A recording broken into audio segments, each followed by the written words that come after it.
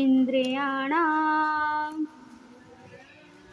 हि चरतां यत् मनः अनुविद्यते तत् अस्य हरति प्रज्ञां वायुः नावम् इव अभ्यसि। इन्द्रियाणां हि चरतां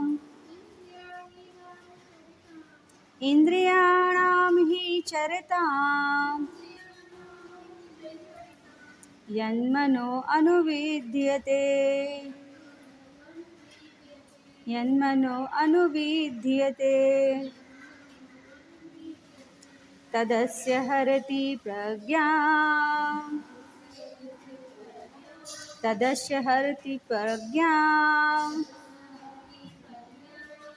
वायुर्नावमिव अभ्यसि।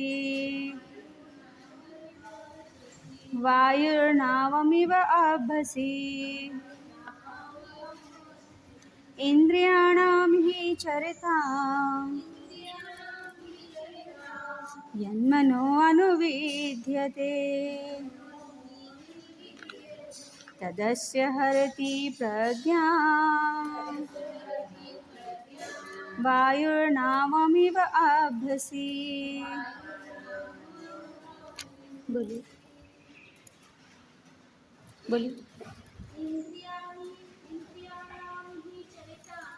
इंद्रियाणां हि चरतां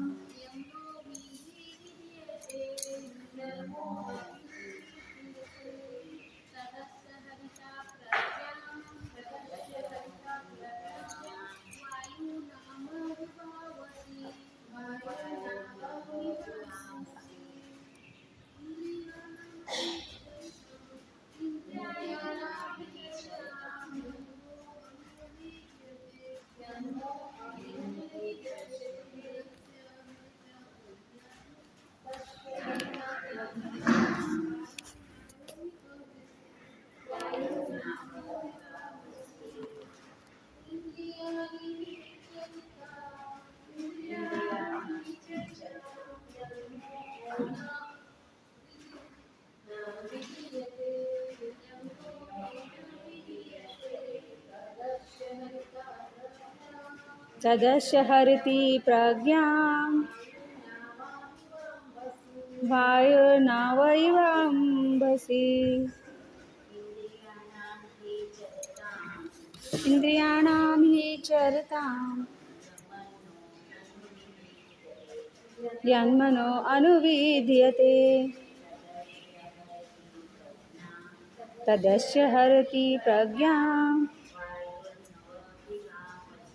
वायुर्नावमिव अभ्यसि। इन्द्रियाणां हि चरतां यन्मनो अनुविद्यते तदस्य हरति प्रज्ञां वायुर्नावमिव अभ्यसि। Word to word meaning. शब्दार्थ इंद्रियाणाम इंद्रियों के ही निश्चय ही चरता विचरण करते हुए यत् जिसके साथ मनः मन अनुविधीयते निरंतर लगा रहता है तत् वह आस्य इसकी हरति हर लेती है प्रज्ञा बुद्धि को वायु नावम नाव को एव जैसे अम्भसी जल में। अनुवाद और तात्पर्य श्रील प्रभुपाद जी के द्वारा। श्रील प्रभुपाद की जय। जिस प्रकार पानी में तैरती नाव को प्रचंड वायु दूर बहा ले जाती है, उसी प्रकार विचरणशील इंद्रियों में से कोई एक जिस पर मन निरंतर लगा रहता है, मनुष्य की बुद्धि को हर लेती है। भगवान की दिव्य वाणी को मेरे पीछे दोहराने का कष्ट करिए। जिस प्रकार पानी में तैरती नाव को प्रचंड वायु दूर बहा ले जाती है, उसी प्रकार विचरणशील इंद्रियों में से कोई एक जिस पर मन निरंतर लगा रहता है, मनुष्य की बुद्धि को हर लेती है। तात्पर्य आप लोग ध्यान से सुनिए, छोटा सा तात्पर्य है इसका। यदि समस्त इंद्रियां भगवान की सेवा में न लगी रहें और यदि इनमें से एक भी अपनी तृप्ति में लगी रहती हैं, तो वह भक्त को दिव्य प्रगति पद से विपद कर सकती हैं। जैसा कि महाराज अम्बरीश के जीवन में बताया गया है, समस्त इंद्रियों को कृष्ण भावनामृत में लगा रहना चाहिए, क्योंकि मन को वश में करने की यही सही एवं सरल विधि है। ओम अज्ञानान्तिमिरन्धस्य ज्ञानञ्जनशलाकया चक्षुरुन्मीलितं येन तस्मै श्रीगुरुवे नमः। श्रीचैतन्यमनोभीष्टं स्थापितं येन भूतले स्वयं रूपं कदा मह्यं ददाति स्वपदान्ति। हे कृष्ण करुणा सिन्धु दीनबन्धु जगत्पते गोपेश गोपिका कान्त राधा कान्त नमस्ते। तप्त कांचन गौरांगी श्रीराधे वृंदावनेश्वरी वृषभानुसुते देवी प्रणमामि हरे। वाञ्छाकल्पतरुभ्यश्च कृपा सिन्धुभ्यैव च पतितानां पावनेभ्यो वैष्णवेभ्यो नमो नमः।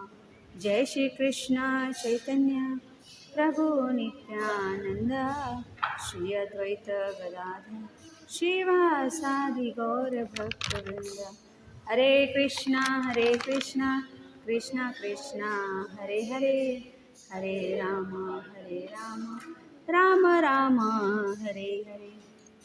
इंद्रियाणां हि चरितां यन्मनो अनुविद्यते तदस्य हरति प्रज्ञां वायुर्नाममिव अम्बसि। आवाज़ चाहिए? नहीं, निकाल दिया क्योंकि आवाज़ आती थी। अच्छा, विंड की आवाज़ आती है। लगा 2 ही लोग थे तो नहीं लगा। ठीक, तो यहाँ पर इस श्लोक में बताया जा रहा है कि जिस प्रकार पानी में तैरती नाव, आपने देखा होगा कि बचपन में हम सभी ने शायद किया होगा, मैंने तो याद है मुझे, पानी कहीं भरे दिखता था, हम स्कूल से जब लौटते थे ना, तो नोटबुक निकाल के इसके पेज को फाड़ करके उसकी नाव बना के वो पानी में छोड़ते थे। तो पानी थोड़ा होता है तो नाव ज़्यादा दूर है, लेकिन यही आप ले जाइए कहीं नदी वगैरह में या समुद्र में, जब बहुत सारे उसके करंट नहीं आते हों तभी आप डालिए, जैसे करंट पीछे जाएगा तो देखेंगे नाव बहुत दूर तक चली जाती है। तो इस श्लोक में बताया जा रहा है कि जिस प्रकार पानी में तैरती नाव को प्रचंड वायु दूर तक ले जाती है। अभी तो ये हो गई कागज़ की नाव, और जो दूसरी नाव होती है, देखिए जो नाविक ले जाते हैं समुद्र में मछलियाँ वगैरह पकड़ने, जिनकी छोटी छोटी नाव होती है, जब बारिश होती है, बरसात होती है, तो देखेंगे कि बहुत बड़े बड़े वाटर करंट्स आते हैं, है ना, क्या बोलेंगे उसको, लहरें, हाँ, वाटर वेव, तरंगे। तो जो तरंगे आती हैं उसमें फिर नाविक का कंट्रोल नहीं होता, तो वो हवा की दिशा में, वो हवा की वजह से क्या होती है, वो पूरी नाव अनकंट्रोल हो जाती है और वो कहीं और चली जाती है, जहाँ नाविक ले जाना चाहते हैं वहाँ नहीं जाती। तो ठीक वही यहाँ पर बताया जा रहा है कि उसी प्रकार जिस तरह से नाव को प्रचंड वायु दूर तक कहीं बहा ले जाती है जहाँ उसको जाना नहीं होता है, लेकिन इसी तरह से विचरणशील इंद्रियों में से हमारे पास कितनी इंद्रियां हैं? 5। कौन कौन सी हैं? मन,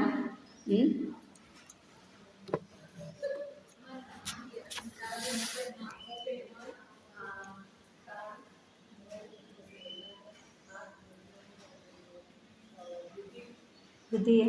और बताइए कौन बोले?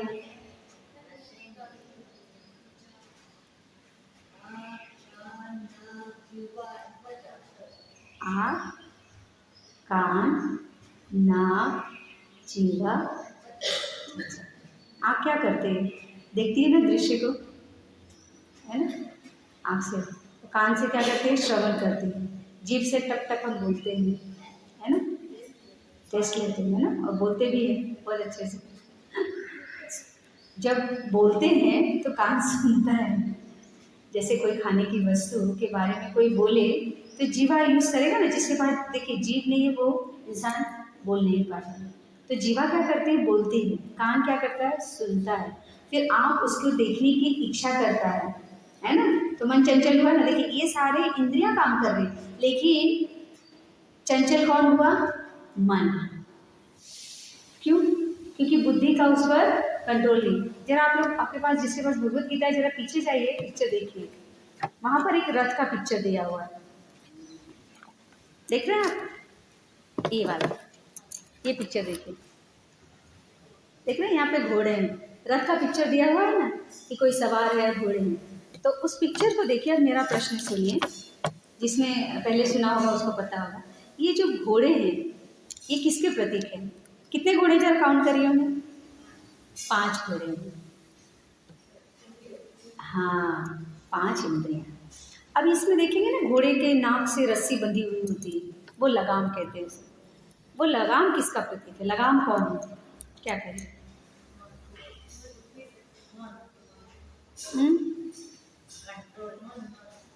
मन।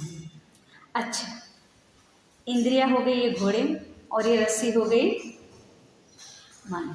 अब ये जो कर रहा है उसका जो चालक है, चालक कौन है? बुद्धि। बुद्धि का लगाम रूपी मन पर जब कंट्रोल नहीं होता है तो घोड़े क्या होते हैं? बहक जाते हैं और यहाँ वहाँ लेके दौड़ने लगते हैं। और जब यहाँ वहाँ दौड़ाते हैं तो पीछे बैठा जो सवार है, पीछे देखिए, सवार कौन है? आत्मा। आत्मा दुखी हो जाता है।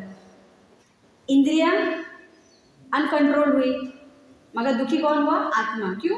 क्योंकि ये जो चालक है, यानी जो बुद्धि है, उसने वो जो लगाम यानी मन को कंट्रोल नहीं किया, तो इंद्रियां चंचल हुई, हमें दौड़ाएंगे इधर उधर उधर, शांति नहीं कहीं, सब जगह अशांति फैली हुई, सब जगह अशांति है। लेकिन उस अशांति में हम दौड़ते हैं शांति के लिए।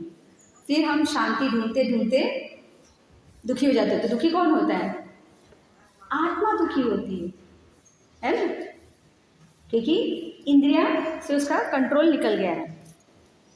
तो इस पिक्चर को आपने अच्छे से समझ लिया। चलिए, अभी ऐसे हमारे साथ होता है। देखिए, भक्तों के जीवन में भी होता है।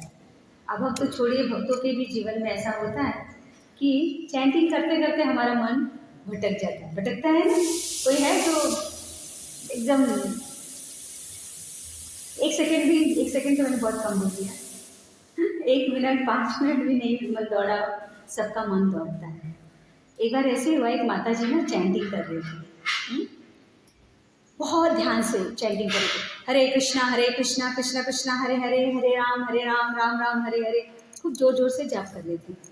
और भगवान के सारे श्रृंगार को, क्योंकि वो मंदिर सुबह गई थी, दर्शन करके आई थी, तो भगवान का जो भी श्रृंगार हुआ था ना, उसको वो मेडिटेट कर रही थी, है ना। तो याद कर रही थी आज भगवान ने कैसे, ठाकुर जी ने क्या वस्त्र पहना है, राधा रानी ने क्या पहना है। सडनली मुझे राधा रानी की घाघरा याद आ गया। तो फिर ओह, आज राधा रानी ने तो नीले रंग का घाघरा पहना था, बड़ा सुंदर घाघरा था। ये घाघरा तो कितना सुंदर था, राधा रानी इतनी सुंदर लग रही। ऐसे ही घाघरा मैंने कहीं देखा था, और कहाँ देखा था, अब चैंटिंग कंटिन्यू हो गई। कहाँ देखा था? हाँ, मेरी कजिन थी ना, उसकी शादी में उसने पहना हुआ था। तो मैं क्या करूँगी, बहुत सुंदर लग रहा था ना राधा रानी पे, और मेरी कजिन ने भी सेम वैसे पैटर्न का कुछ पहना था, तो बहुत सुंदर था। तो मैं उसको पूछूंगी कि उसने कहाँ से सिलाया था। तो मैं भी ऐसे एक सिला लूँ, फिर बोलती ओह नहीं क्या कर रही हूँ, फिर से हरे कृष्णा कृष्ण कृष्ण हरे हरे हरे राम राम राम हरे, कुछ सेकेंड तक चैंटिंग करती हैं। फिर बोलती है कितना, अभी ऑफिस, अरे चैंटिंग कर रही हूँ, अभी ऑफिस का काम बाकी है, ऑफिस का एक प्रोजेक्ट का मुझे रिपोर्ट बनाना है, अभी वो रिपोर्ट पूरा नहीं होगा तो मेरा बॉस डांटेगा, लेकिन मैं भी ना इस बार तो मैं उसे सुना ही दूंगी, मैं भी उसे डांटूंगी। और वो पूरा ऑफिस पहुंच जाती है अपने मेडिटेशन, और बॉस को सुना रही है अगर आपने मुझे इस बार डांटा तो मैं भी आपको डांटूंगी, मैं नौकरी छोड़ दूंगी और मेरी वजह से आपका प्रोजेक्ट रह जाएगा। ऐसा सोचते से सडन यार उसे याद आता है कि अरे मैं तो चैंटिंग कर रही हूँ, फिर वापस से वो चैंटिंग करने लगती, हरे कृष्ण कृष्ण कृष्ण हरे हरे हरे राम राम हरे। कभी कभी जब हमारा मन भागता है तो हम क्या करते हैं, जोर से चैंटिंग करते हैं, रियलाइजेशन है तो जोर से चैंटिंग करते हैं, सोचते हैं कि हमारा मन खींचकर हमारे पास वापस आ जाएगा। तो माता जी भी जोर जोर से ऐसे चैंटिंग करने लगी, फिर बोले थे ये मन फिर वापस चालू हो जाती है, कुछ सेकंड करती है, फिर बोलती है अभी तो मैं मंदिर जाके चैंटिंग किया करूँगी, वहाँ पर कुछ माताएं होती हैं, सुबह में तो उनके साथ में बैठ के चैंटिंग करूँगी तो मेरी माला अच्छे से। मतलब हाँ, मंदिर से याद आया, मैं तो आज भोग ले गई थी सुबह सुबह, मैंने प्रभु जी को दिया था, आज तो मैंने चीज़ केक भोग लगाने के लिए दिया था, प्रभु जी ने तो सबको बांटा हुआ, ओहो पता नहीं मेरे लिए रखा भी है कि नहीं, कितना टेस्टी बना होगा ना। अभी मैं क्या करूं, अगर प्रभु जी ने नहीं रखा होगा तो मैं क्या करूंगी, ओह मैं तो मिस कर जाऊंगी वो चीज़ के। कोई बात नहीं, ठीक है, मेरी फ्रेंड जिससे मैंने रेसिपी पूछी थी मैं तो लिखी नहीं, भूल गई, मैं उससे मांग कर फिर मैं खूब सारा बनाऊंगी और खूब सारा खाऊंगी और फिर मैं अच्छे से टेस्ट टेस्ट अरे मुझे तो चैंटिंग में टेस्ट लेना चाहिए, मैं कहाँ कहाँ टेस्ट ले रही हूँ। फिर वापस से शुरू हो जाती है, हरे कृष्ण कृष्ण कृष्ण हरे हरे हरे राम राम हरे हरे। फिर बोलती क्या करूँ, नहीं नहीं अभी चैंटिंग करना है, वापस से चैंटिंग शुरू हो जाता है। फिर बोलते नहीं डिस्ट्रैक्ट क्यों, अरे मुझे तो भूख लग गई है, अरे ये चैंटिंग ना खत्म ही नहीं हो रही है, अभी मुझे राजभोग बनाना है, दोपहर का प्रसाद बनाऊंगी, भोग लगाऊंगी, फिर प्रसाद लूंगी, फिर लेकिन फिर चैंटिंग, फिर वापस से चैंटिंग शुरू हो जाती है। फिर चैंटिंग शुरू करते रहते बोलते नहीं नहीं अभी तो मैं एकदम अपने सारे चीज़ों को फिक्स करूँगी, पूरा टाइम टेबल बनाऊँगी, पहले मैं चैंटिंग पूरा करूँगी, फिर बोलती चैंटिंग पूरा करूँगी तो फिर मेरा कुकिंग रह जाएगा, घर का काम रह जाएगा, फिर मेरा ऑफिस का काम रह जाएगा, तो फिर मैं क्या करूँ, एक काम करती हूँ, इस माला के बाद मैं चैंटिंग बंद कर दूँगी, ठीक है, फिर मैं सारा काम करूँ। फिर ऐसे करके वो 2-3 सेकंड चैंटिंग करती है और देखती है लास्ट राउंड चलता है, हरे कृष्ण कृष्ण कृष्ण हरे हरे हरे राम राम हरे हरे। जय श्री कृष्ण चैतन्य प्रभु ने आज की, चलो अभी का कोटा पूरा हुआ, अभी मैं जाके आराम से कुकिंग करूँगी, घर का काम करूँगी, उसके बाद आराम करके ऑफिस का काम ख़त्म करूँगी। फिर बोलती उसके बाद मैं चैंटिंग करूँगी। उन्होंने ख़त्म किया, थोड़ा आराम किया और चैंटिंग के लिए वापस से उठी, चैंटिंग करने लगी। एक माला भी पूरी नहीं हुई होगी, आधी तक हुई, फिर बोलती अरे कितने बजे, 4 बज गए, 5 बजे तो मुझे मंदिर जाना है, फिर मैं वहाँ से प्रसाद लूँगी, वो घर लाऊँगी, फिर मैं रात को आराम से बैठ करके भगवान का प्रसाद खाऊँगी। आज कुकिंग का टेंशन नहीं क्योंकि प्रसाद मंदिर से मिल जा रहा है, फिर अच्छे से टेस्ट लेके प्रसाद को मैं इंजॉय करूँगी। फिर बोलते अरे मैं तो चैंटिंग कर रही थी और मैं प्रसाद तक पहुँच गई। तो ये है हमारा मन। तो ऐसा नहीं है कि अब तो देखिए भक्तों के साथ इतना कुछ होता है, चैंटिंग से वो बार बार खींच करके लाते हैं, मन को चैंटिंग में ले आते हैं, यहाँ वहाँ दौड़ने से मन जो लिंक कैसे करता है मन, देखिए शुरू कहाँ से हुआ, भगवान के महामंत्र से शुरू हुआ, महामंत्र से दर्शन कर गया, दर्शन से राधा रानी के घाघरे में पहुंचा, फिर कहाँ कहाँ पहुंच गए। तो ऐसे ये लिंक करता है। तो हमें क्या करना चाहिए पता है, अगर मन ऐसे लिंक बहुत ज़्यादा कर रहा है तो दर्शन मत करिए, जो महामंत्र है ना, महामंत्र, उस महामंत्र पे ही फोकस करिए, जो बोल रहे हैं ना आपको वो सामने ऐसे नजर आना चाहिए, हरे कृष्ण कृष्ण कृष्ण हरे हरे। जब ऐसे करेंगे ना तो मन लिंक और कहीं नहीं कर पाएगा, हमें ऐसे ट्राई करना चाहिए। दर्शन बहुत लोग कहते हैं हम चैंटिंग करते करते बहुत सारे दर्शन करते, लेकिन मन कहीं न कहीं से डाइवर्ट कर देता है, क्योंकि माया बहुत स्ट्रांग है। तो उस माया से बचने के लिए हमें भी क्या बोलते हैं ना, कृष्ण भक्त बहुत चतुर, तो हमें भी थोड़ा माया देवी से थोड़ा सा कटाव करने के लिए अपने आप को थोड़ा डाइवर्शन करना पड़ेगा, ठीक है। तो हमें क्या करना होगा कि जैसे जैसे हमारी इंद्रियां इधर उधर जाएंगी तो हमारा क्या होगा, माइंड और इंटेलिजेंस जो है वह भी अपने साथ साथ लेके जाती है, तभी हमारी बुद्धि काम नहीं करती है ना। इंद्रियां क्योंकि सब कनेक्टेड है एक दूसरे के, देखिए कंट्रोल में है ना। सबसे हायर लेवल पे कौन है, आत्मा है, लेकिन आत्मा किस पे डिपेंडेंट हो गया है, बुद्धि, और बुद्धि मन, मन इंद्रियों, सबसे लोअर इंद्रियां हैं, लेकिन वो रूल कर रही है किसको, आत्मा को। ऐसा क्यों हो रहा है पता है, क्योंकि हमारा डायरेक्ट कनेक्शन जहाँ होना चाहिए, जहाँ हमें होना चाहिए, मतलब हमारा हमको जहाँ प्रेजेंट होना चाहिए वहाँ पर प्रेजेंट नहीं है, इसलिए तो इंद्रियां भाग रही हैं। तो हमें किसकी गोद में बैठना है, भगवान की, तो वहाँ पर इंद्रियों का वशी नहीं चलेगा, है ना। इंद्रियां तब हमें नहीं कंट्रोल करेंगी, हम इंद्रियों को कंट्रोल करेंगे, ठीक है। तो इसीलिए प्रभुपाद जी देखिए यहाँ के तात्पर्य में बताते हैं कि अगर हम कृष्ण भावनामृत में कंप्लीटली अपने आप को लगाएंगे, जैसा कि अम्बरीश महाराज ने किया था, है ना। अम्बरीश महाराज द्वादश महाजन में से एक हैं, और दुर्वासा मुनि को तो सब जानते हैं। देखिए दुर्वासा मुनि वर्ण और आश्रम जो उनका था, आश्रम के हिसाब से भी और उनके वर्ण के हिसाब से भी हुआ हायर लेवल में थे, किससे, अम्बरीश महाराज से। लेकिन फिर भी देखिए सुदर्शन चक्र किसको बचाने आया था, अम्बरीश महाराज। क्यों, क्योंकि उनकी सारी, देखिए वो इतने बड़े राजा थे, उनके पास ऐश्वर्य भरा पूरा था, ठीक है, लेकिन फिर भी उनका जो मन है ना, उनकी जो इंद्रियां हैं वो उसमें आसक्त नहीं थी, उनकी आसक्ति भगवान के चरणों में थी। इसीलिए सबको आपको पता है अम्बरीश महाराज की वो स्टोरी, कि वो उन्होंने द्वादशी के दिन पानी पी लिया। वो इंतज़ार कर रहे थे दुर्वासा मुनि का कि आए तो हम एकादशी ब्रेक करें, क्योंकि दुर्वासा मुनि चाहते थे कि वो उनके साथ अपनी एकादशी का पारण करें, मगर बहुत लेट हो रहा था और टाइम निकला जा रहा था, इसलिए अम्बरीश महाराज ने जल ग्रहण कर लिया कि जिससे उनकी एकादशी का वो पारण टाइम पर कर सके। इस पे दुर्वासा मुनि, देखो दुर्वासा मुनि को क्यों सुदर्शन चक्र ने पीछा किया, उसका कारण था उनकी इंद्रियां, इंद्रियों पर उनका, इतने बड़े वो मुनि थे लेकिन इंद्रियों पर। वही अम्बरीश महाराज एक राजा थे, राजा का जीवन कितना भोग विलास में होता है, और मुनि का जीवन सादा सिंपल, कोई किसी चीज़ की पड़ी नहीं, लेकिन उस भोग विलास में रहते हुए भी उनका मन हमेशा कृष्ण में लगा रहता।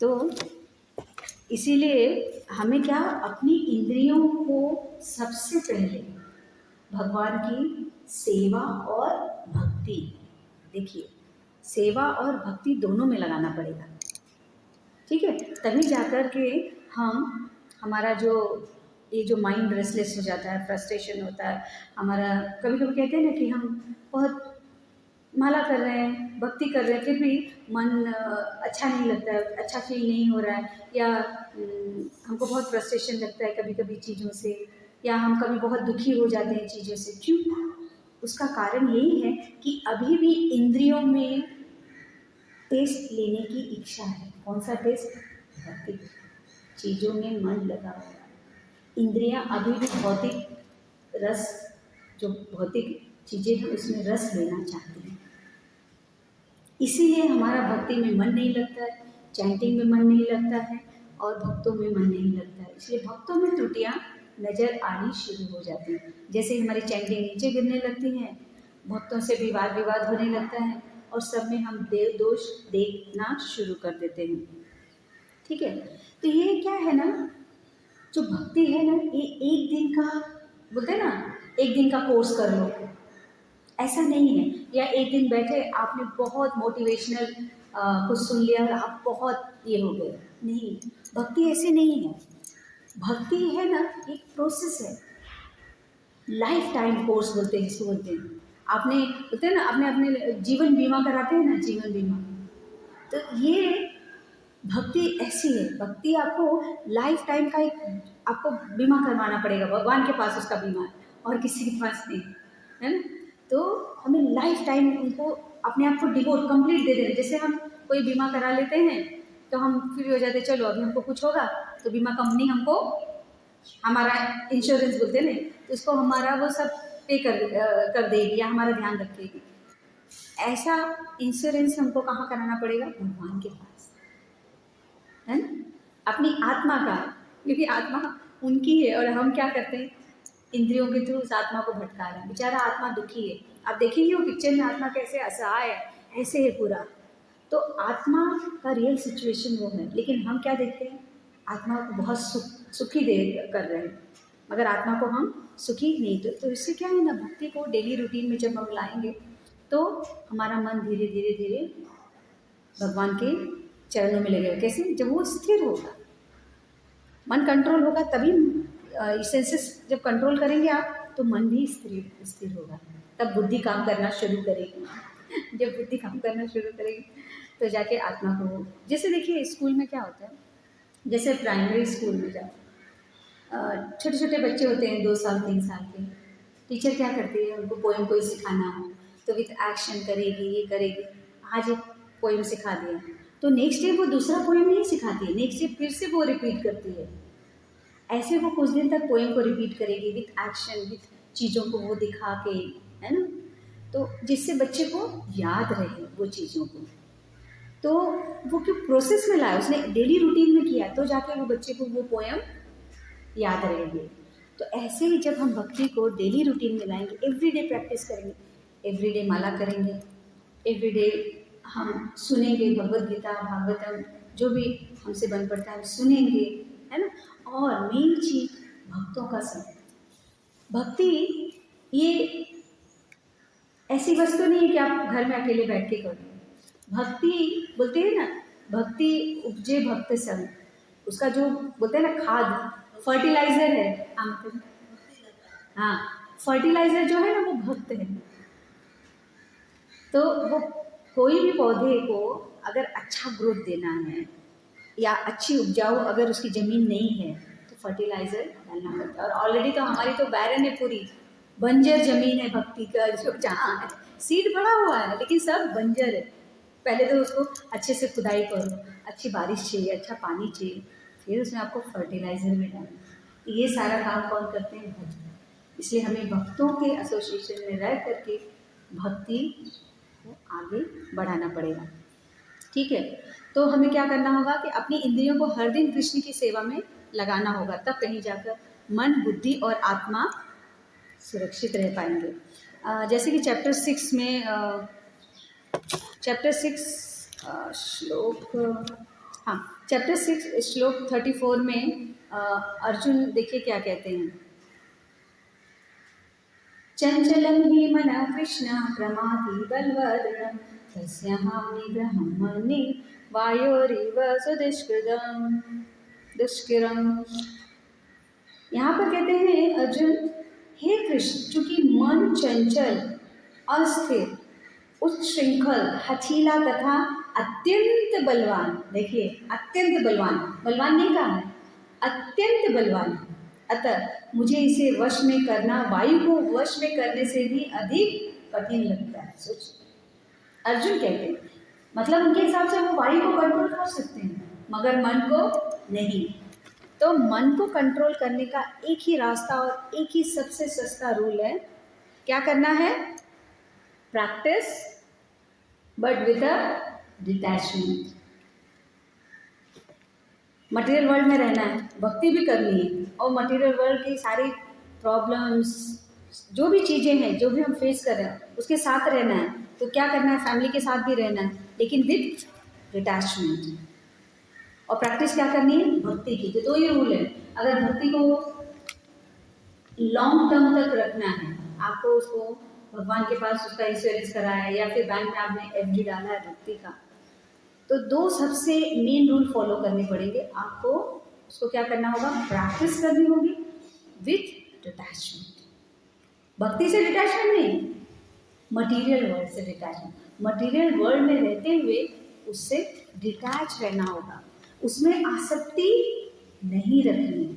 आसक्ति कब नहीं रखेंगे, जब हम अपनी इंद्रियों को कंट्रोल में करेंगे, है ना। तो इंद्रियां कब कंट्रोल में होंगी, जब वो भगवान की सेवा में लगेंगी। समझ में आया? कैसे उसको डिटैच करेंगे, जब इंद्रियां भगवान की सेवा में लगी है तो संसार की सेवा करने का टाइम ही नहीं है। समझ रहे हैं? जब संसार की सेवा करने का टाइम नहीं, तो इंद्रियां अपने आप शांत बैठ जाएंगे। अदरवाइज जब हम उसे संसार की सेवा करने के लिए खुला छोड़ देंगे तो वही हाल होगा। वो पिक्चर में देखिए, सब परेशान, मेन हमारी जो आत्मा है वो एकदम दुखी और असहाय हो जाएगी।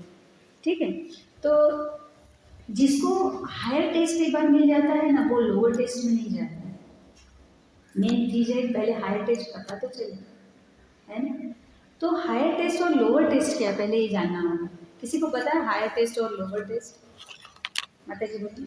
भगवान की सेवा करने के लिए हायर टेस्ट है और संसार की और माया की सेवा करने का लोअर टेस्ट। यस, जब हम भगवान की सेवा करते हैं, है ना, अलग अलग तरीके से, तो उससे जो हमें टेस्ट मिलता है, शांति मिलती है, एक अच्छी बोलते हैं ना, अच्छा फीलिंग हो रहा है, that is called higher taste. और लोअर टेस्ट वो है जब हम संसार में अपने सो कॉल्ड रिलेशंस में उनकी सेवा करते हैं, तो उससे जो हमें सुख मिलता है वो क्या है, अस्थायी है, स्थायी है, टेम्पररी है कि परमानेंट है।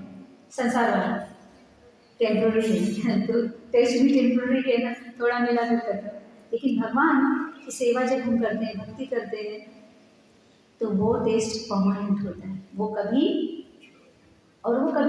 एक बार जिसको मिल जाता है वो कभी जीवन में नहीं, और जो छोटा है दैट मीन्स उसने वो टेस्ट किया ही नहीं, उसने क्या किया है, दिखावा किया है।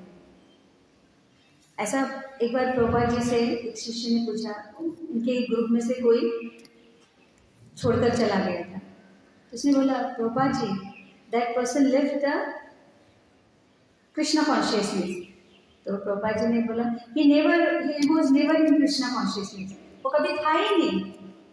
जो रहेगा वो कभी जाएगा नहीं। जिसने एक बार कृष्ण भक्ति का टेस्ट ले लिया है वो कभी कृष्ण भक्ति छोड़ नहीं सकता। और जो छोड़ा है मतलब उसने दिखावा किया है, उसने दिल से वो चीज़ नहीं लिया है। तो दिखावे के लिए मंदिर आता था, तिलक लगाता था, अच्छे से तैयार होकर भक्त का अपीयरेंस करके कंठी तिलक जब माला लेकर आके दिखाता था लोगों के पास प्रतिष्ठा लेने के लिए कि भाई कितना अच्छा इसमें चेंजेस आया, कितना अच्छा ये भक्त है। मगर वो कभी उसने भक्ति अपनाई ही नहीं थी। ठीक है, तो सेंसेस पे कंट्रोल करना बहुत इजी नहीं, इतना इजी नहीं जितना कहना हम इजी बता रहे हैं या कहने वाला कह रहा है जैसा यहाँ कहा जा रहा है, इतना इजी नहीं। बड़े बड़े भक्त बहुत हाई लेवल की भक्ति तक पहुँच कर भी नीचे गिर गए। हम जड़ भरत महाराज जी का एग्जाम्पल लेते हैं। देखिए, जो भक्ति के 9 प्रोसेस है ना, 9धा भक्ति है, उसमें वो सेकेंड बोलते हैं ना हाई लेवल पे थी। सबसे फर्स्ट वाली वो है प्रेमा भक्ति, और ये जो थे ये किस में थे, इनका सेकेंड था, भाव में। सेकेंड लास्ट, सेकेंड पे पहुंच गए थे, सेकेंड टॉप मोस्ट भक्ति पे। लेकिन सोचिए वहां पर भी जाकर वो नीचे आ गए। क्यों? इंद्रियों से उन्होंने देखा एक असहाय हिरण का बच्चा, तो उन्होंने सोचा इसका तो मैं नहीं हूँ, इसकी माँ मर गई है, तो इसका देख रेख मैं करूँ। और देख रेख करते करते इतने अटैच हो गए, उनकी सारी इंद्रियां जो भगवान की सेवा में लगी थी उस हिरण के बच्चे में लग गई। देखिए इंद्रियां, यहाँ इंद्रियों की बात हो रही है इसलिए एग्जाम्पल। वो सेवा करते रहते थे भगवान का, लेकिन उनका कान आँख सब पूरा वो देखते रहते कि हिरण का बच्चा आसपास है नहीं। पास होता तो बहुत स्माइल करते और वो अपनी पूजा आराधना करते रहते। एक दिन ऐसे ही पूजा आराधना कर रहे थे, तब तक उन्होंने नोटिस किया कि बच्चा, हिरण का बच्चा आसपास है ही नहीं। वो बहुत दुखी हो गए। फिर वो उसे ढूंढने के लिए जंगल में गए और वहाँ उस पत्थर से टकराकर गिर गए और सर पे चोट आ गई।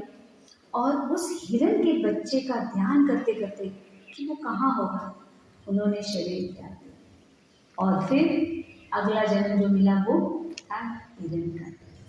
तो देखिए, इतना हाई लेवल पर भक्ति करने के बाद, पहुंचने के बाद भी नीचे हम आ सकते हैं। ये एग्जाम्पल बताता है। तो हमारी तो भक्ति अभी तो फर्स्ट लेवल पे भी नहीं, तो हमारा क्या कहना। अब बोलते हैं ना, हम किस खेत की मूली हैं, है ना। तो अभी दूसरा एग्जाम्पल आता है सौरभी मुनि का। सौरभी मुनि जो पानी के अंदर वाटर तपस्या कर रहे थे, है ना, तपस्या कर रहे थे। पूरा बोलते हैं ना कि सारी इंद्रियों को उन्होंने कंट्रोल करके पूरा अपना जो मन था भगवान के चरणों में लगाया। लेकिन फिर भी पानी की हलचल में कहीं ना कहीं उन्होंने अपनी इंद्री को थोड़ा सा लूज किया, चाहे जो भी बात, और उनकी आँख खुल गई। एक इंद्रिय, देखिए श्लोक में भी वही बताया जा रहा है ना। हाँ, बोले कि अगर समस्त इसमें से एक भी अपनी तृप्ति में लगी रहती है, अगर एक भी इंद्री को आपने, बोलते हैं ना लूप होल, बोलते हैं ना, एक भी लूप होल कहीं से भी आपने छोड़ा तो खत्म। तो सौरभी मुनि की सिर्फ आँख थोड़ी सी खुली, उन्होंने भी ऐसा पूरा खोल के देखा, थोड़ी सी आँख ऐसे खुली तो उन्होंने देखा दो मछलियाँ आपस में समागम कर रही थी। बस उनके अंदर गृहस्थ आश्रम ज्वाइन करने की इच्छा जग गई और उन्होंने तुरंत वहाँ से तपस्या छोड़ दी। मतलब कि कितने हाई लेवल पर, देखिए ये सारे एग्जाम्पल से, ये सब ऐसे नहीं कोई कथा कहानियाँ, ये सामने प्रमाण है। भागवतम में बड़े सब मिलेगा, उसमें सब प्रमाण है कि इतनी बड़ी बड़ी, मतलब कहाँ तक टॉप लेवल तक जा कर के भी नीचे गिरे, है ना। तो और एक एग्जाम्पल किसका आता है, अभी मैं नाम आप लोगों से लूँगी, मैं सिर्फ क्लू दे रही हूँ। जिसने गायत्री माता को उत्पन्न किया था, वो ऋषि का नाम बताइए। ब्रह्मा जी के मन में भी सरस्वती अपने जो पूरे उसके साथ विवाह करने का, उनकी जो सुंदरता वो देख, वो गायत्री नहीं, गायत्री मंत्र किसने इन्वेंट, किसने किया था गायत्री मंत्र का, कोई इन्वेंट किसने किया था, किस ऋषि के बारे में बात कर रहे हैं। ऋषि, और बाद में श्राप भी देते हैं। सोचिए, उनकी एक तरह से पुत्री हुई क्योंकि उन्होंने उसको जन्म दिया, उन्होंने उसका इन्वेंट किया, बाद में श्राप भी देते हैं गुस्सा होकर के।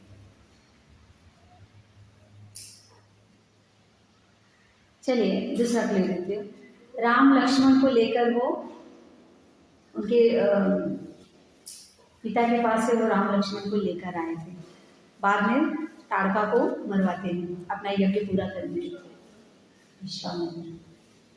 विश्वामित्र कितने बड़े ऋषि थे, है ना, इतने बड़े ऋषि। ये वो ऋषि पहले क्या थे, वो राजा थे, लेकिन कामधेनु के लिए उन्हें वो राज ऋषि बने। राज ऋषि के बाद वो ब्रह्म ऋषि के लिए तपस्या कर रहे थे, लेकिन उन्होंने अपनी एक इंद्री को क्या, कान को थोड़ा सा कंट्रोल कम किया, और कौन आई उनके जीवन में, मेनका। जैसे ही उसकी आवाज़ में थोड़ा सा उसके जैसे ही कान से सुना और आंखें थोड़ी खोली तो वो एकदम उसकी सेवा से इतने आसक्त हो गए कि उन्होंने ब्रह्म ऋषि करने का वो मन अपने ख्याल, जबकि ये सब प्लान था इंद्र का जिसके थ्रू ये सब हो रहा था।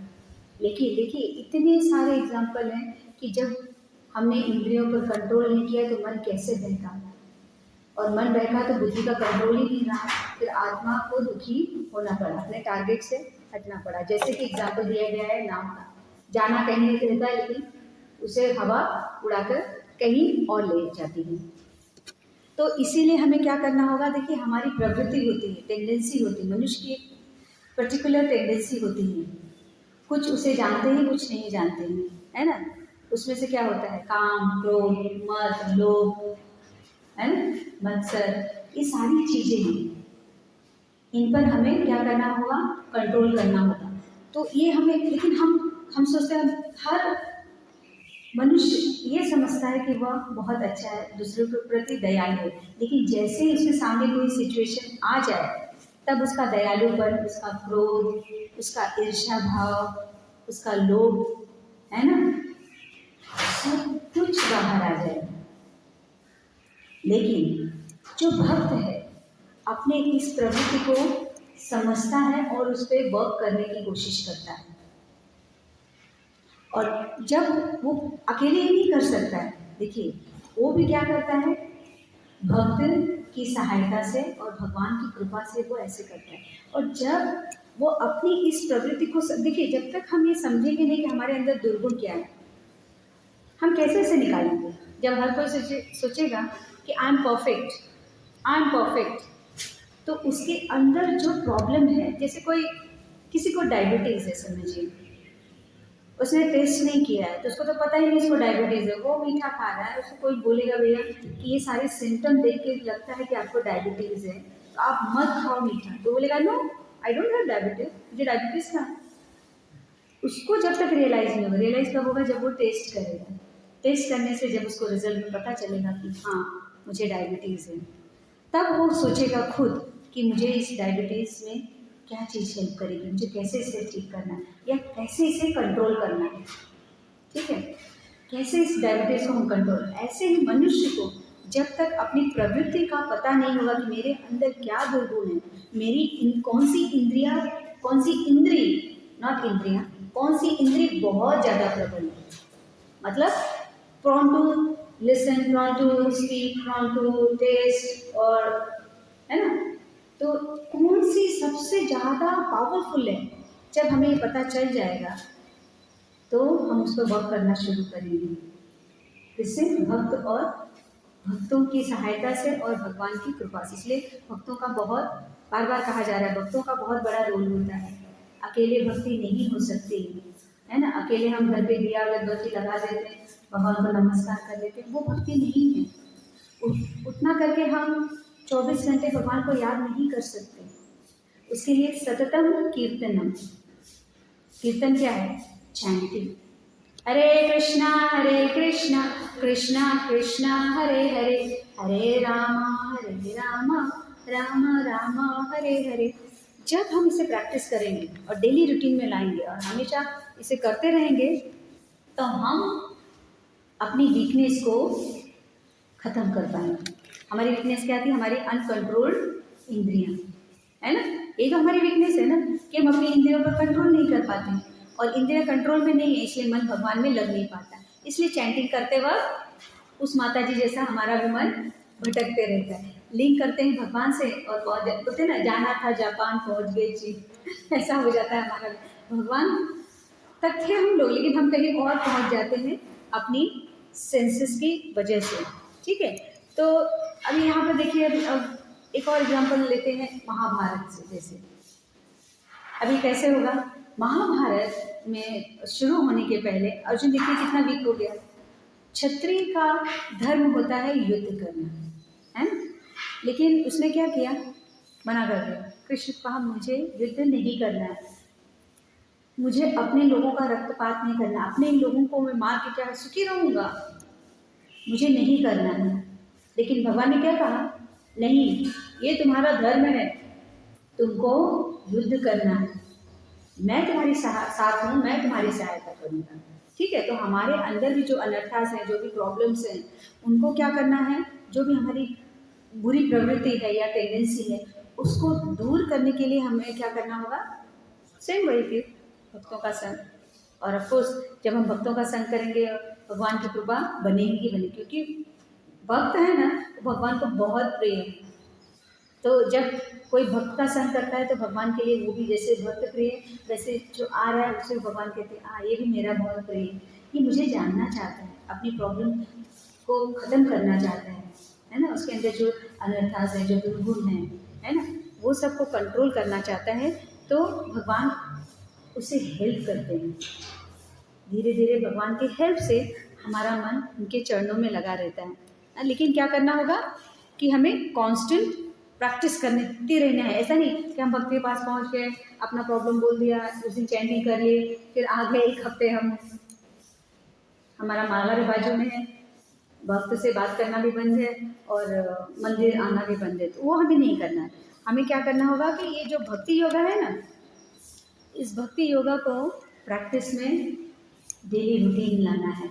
सुबह शाम पूरा दिन जब भी हमको टाइम मिलता है चैंटिंग। ऐसे नहीं कि 16 माला हो गई, जैसे यहाँ पर माला हो गया, जय श्री कृष्ण चैतन्य बोल के हम खुश हो जाएं, माला हो गई, 16 माला हो गई, फिर हमारा जितना जल्दी हो डे टाइम में 16 माला पूरी कर दें, तो बाकी का पूरा टाइम में घर का काम है, दूसरा है, वो सब निपटा करके टाइम है और चैंटिंग कर लूँ, है ना। तो ऐसे करने से क्या हो जाएगी, हमारी जो आज दुखी आत्मा है वो क्या हो जाएगी, सुखी हो जाएगी, है ना। तो और हम भी हो जाएंगे ना हैप्पी।